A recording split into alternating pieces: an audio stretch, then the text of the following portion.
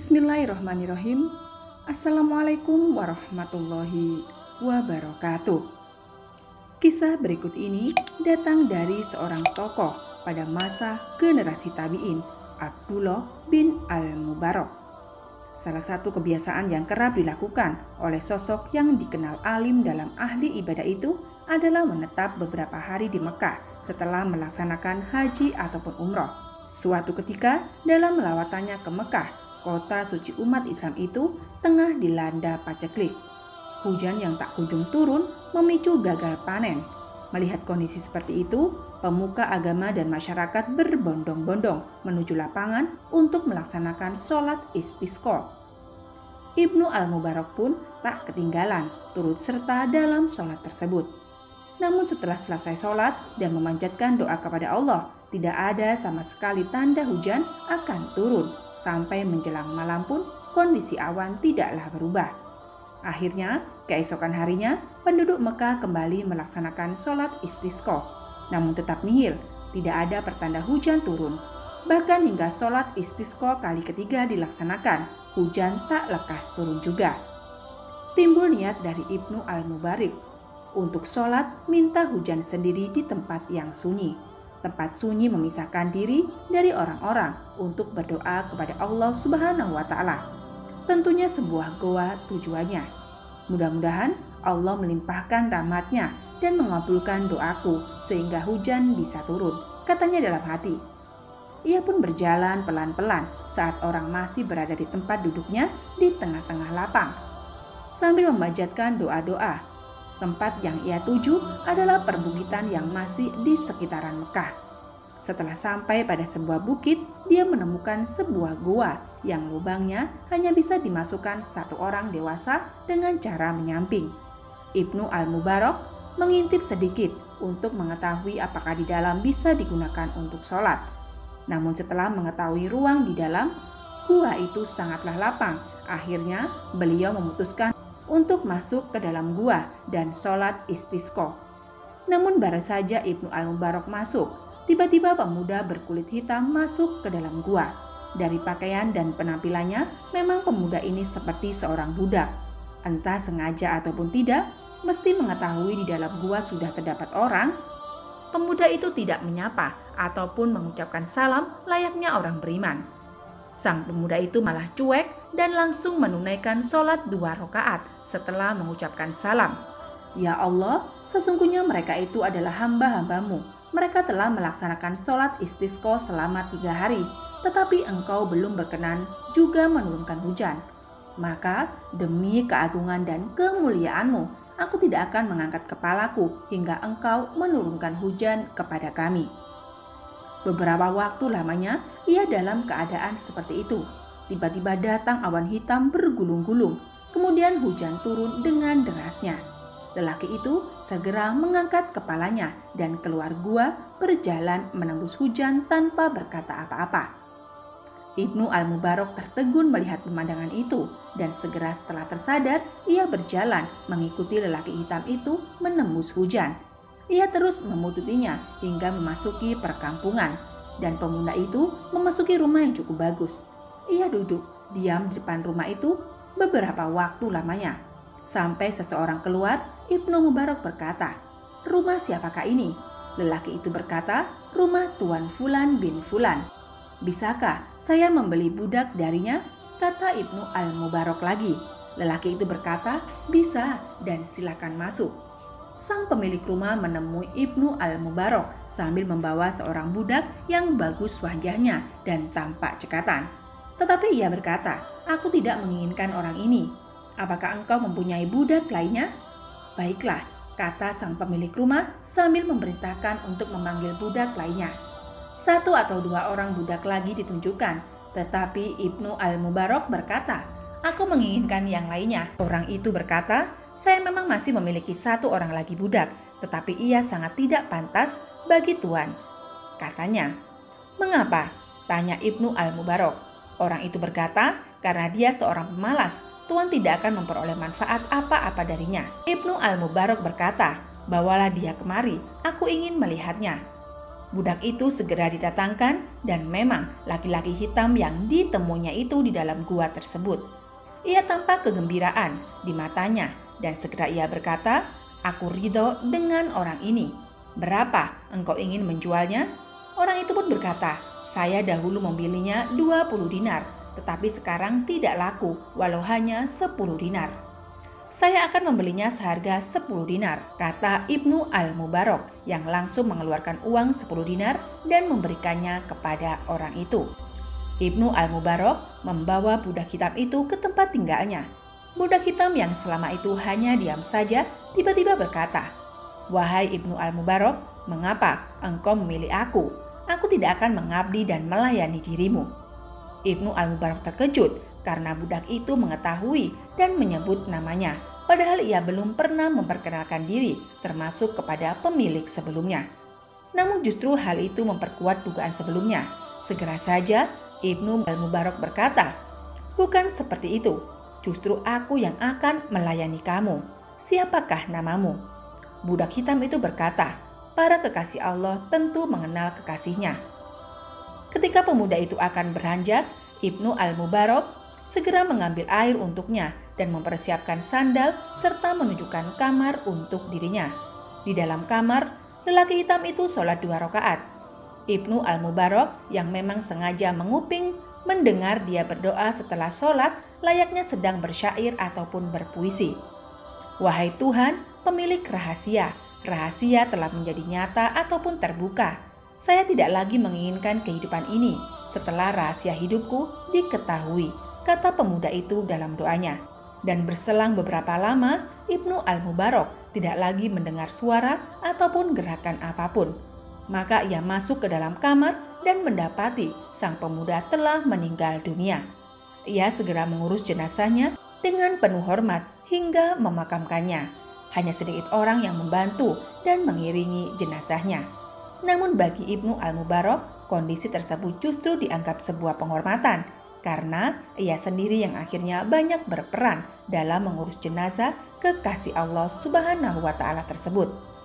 Dan berikut ini adalah satu kisah lagi tentang Sa'ad bin Abi Waqqas yang doanya selalu terkabul. Sa'ad bin Abi Waqqas termasuk salah satu sahabat yang diberi umur panjang. Beliau hidup di era Khalifah Ar-Rasyid yang menjadi sahabat terakhir dari kalangan muhajirin yang meninggal dunia. Selama hidupnya, Sa'ad selalu terijabah setiap kali berdoa. Dikisahkan di era Khalifah Umar bin Khattab, Sa'ad bin Abi Waqqas diamanahi jabatan sebagai pemimpin wilayah Kufah. Namun suatu hari terdapat penduduk Kufah yang mengeluhkan Sa'ad dan menyebutkan keburukannya. Sayyidina Umar tentu tidak langsung percaya. Ia mengutus untuk pergi ke Kufah dan menyelidiki tentang kepemimpinan Sa'ad bin Abi Waqqas. Dan benar saja, sang utusan selalu mendapati orang-orang menyebut kebaikannya. Setiap kali tiba di masjid, utusan tersebut mampir kemudian bertanya kepada penduduk Kufah tentang Sa'ad bin Abi Waqqas. Tak ada satupun masjid yang dilewati dan didatanginya, kecuali semua orang mengagumi kebaikan-kebaikan Sa'ad bin Abi Waqqas. Hingga kemudian utusan tiba di sebuah masjid milik Bani Abbas. Di sana terdapat seorang bernama Usama bin Qatadah yang memfitnah Sa'ad bahwasanya sang sahabat Nabi tak pernah mengikuti syariah, yakni perang yang dipimpin oleh Rasulullah SAW. Usama juga menuduh bahwasanya Sa'ad tak pernah adil dalam pembagian dan menetapkan hukum dengan batil. Sampailah kabar fitnah Usama itu ke telinga Sa'ad bin Abi Waqqas. Ia pun kemudian berkata, "Demi Allah, aku benar-benar berdoa untuk 3 hal. Jika hambamu ini Usama bin Qatadah berdusta, berdiri karena riya ataupun summah, maka panjangkanlah umurnya, panjangkanlah kefakirannya, dan hadapkanlah dia kepada cobaan." Sang perawi yaitu Abdul Malik bin Umair berkata, setiap kali dia, artinya Usama bin Qatadah ditanya, "Bagaimana keadaanmu?" Dia menjawab, "Aku adalah orang tua yang telah terkena doanya Sa'ad bin Abi Waqqas."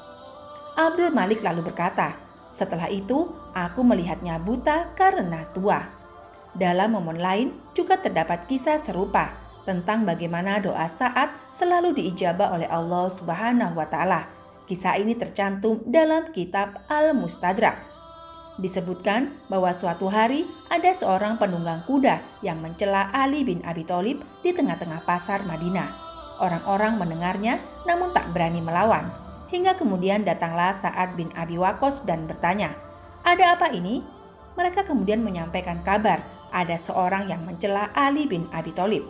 Sa'ad pun kemudian segera menghampiri si pencela tersebut dan membela Ali bin Abi Thalib radhiyallahu anhu. "Atas dasar apa kau mencela Ali bin Abi Thalib? Bukankah dia termasuk orang yang pertama masuk Islam? Bukankah dia yang pertama sholat dengan Rasulullah? Bukankah dia orang yang paling zuhud?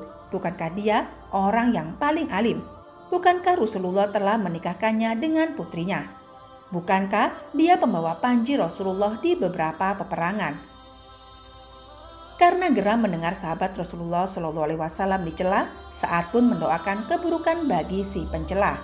Ia segera mengadakan tangan menghadap ke kiblat dan berdoa, "Ya Allah, sesungguhnya orang ini telah mencela salah satu walimu. Maka janganlah kau pisahkan sekumpulan orang ini hingga engkau menampakkan kekuasaanmu kepada mereka." Lalu di kemudian hari, si pencela penunggang udang itu tetap bersama kelompoknya. Hingga suatu hari, sebelum kelompok itu berpencar, terjadi suatu peristiwa yang membuktikan diijabahnya doa Sa'ad bin Abi Waqqas. Si pencela tiba-tiba terlempar jauh akibat kudanya yang jatuh tersungkur.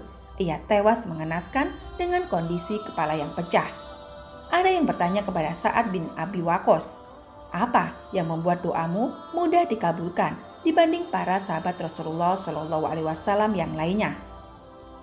"Saya tidaklah memasukkan satu suapan pun ke dalam mulutku, melainkan saya mengetahui dari manakah datangnya dan dari manakah akan keluarnya," jawab Sa'ad bin Abi Waqqas. Dari Wahab bin Munabbih ia berkata, "Siapa yang bahagia doanya dikabulkan oleh Allah, maka perbaikilah makanannya."